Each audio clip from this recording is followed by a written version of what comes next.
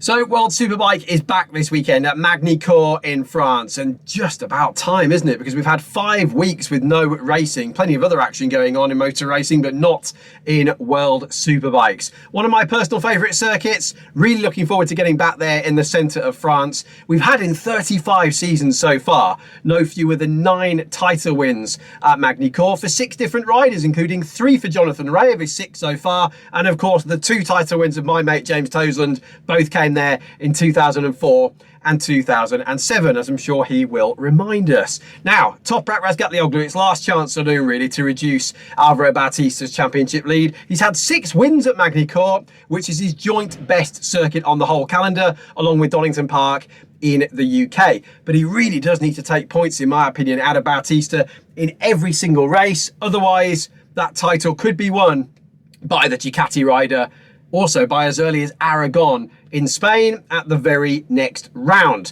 Toprak, of course, won his very first 2 races there at Magny-Cours on the Pacetti Kawasaki by overtaking Jonathan Rea twice in race 1 and the sprint race from 16th on the grid back in 2019. Andrea Iannone, massive talking point. Gigi Dell'Igna at the Catalan Grand Prix this past weekend has confirmed that the 2016 Austrian MotoGP winner will be on the World Superbike grid next year. As far as I'm aware, it's a done deal with Go 11 Ducati, although the actual official confirmation of the team is yet to come. But in Dell'Igna's words, and of course he is the big boss, he said, he has big talent, but also a big heart. From what I remember of him in the MotoGP paddock when I was working there in 2014, a bit of an unusual character, if I'm really honest, but clearly an incredible talent on the bike.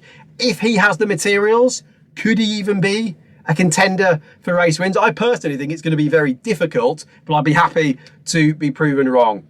Now, the World Superbike teams have been testing at Motorland Aragon, and of course that's important because we are racing there just a couple of weeks after Magny-Cours, and 3 riders, Jonathan Rea, Alvaro Bautista and Danilo Petrucci, were all underneath the race lap record. Now, Petrux, of course, has been struggling this season on a qualifying tyre with a light fuel load. That's something he much improved with at the Aragon test. That's brilliant for Superpole and also for those sprint races, which we know he struggled with so far this season. He's described it as being like a bar fight, hasn't he? Jonathan Rea and Alex Lowe's with the Kawasaki's, they've now used up all 10 of their test days allocations, I believe, so far this season.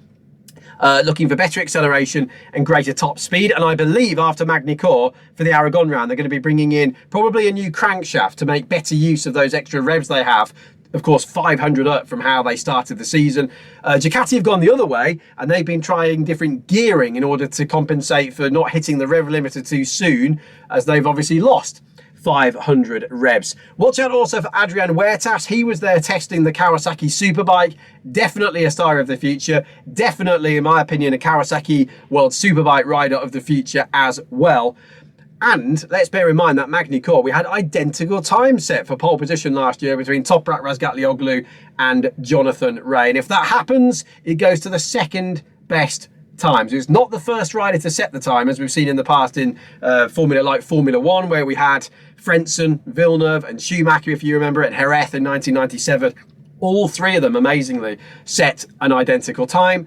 In World Superbike and indeed in MotoGP, it goes to the second best time. So it's always a good idea to get in a quick time, a banker lap as we call it, at the start of qualifying, just in case that were to happen. And also, of course, there's always a cloud or 2 hanging over Magny-Cours in September. So try and get your banker lap in, because you never know if rain is on the horizon.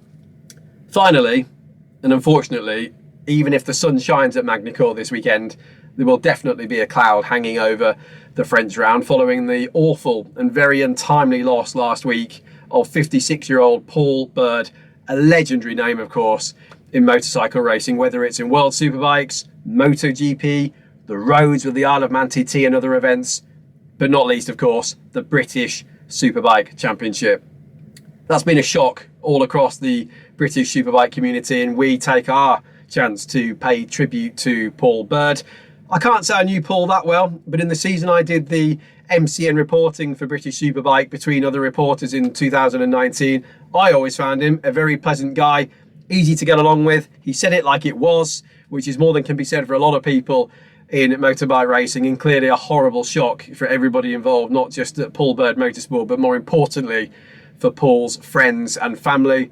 And so I'm sure we'll be thinking a lot about him across this Magny-Cours weekend.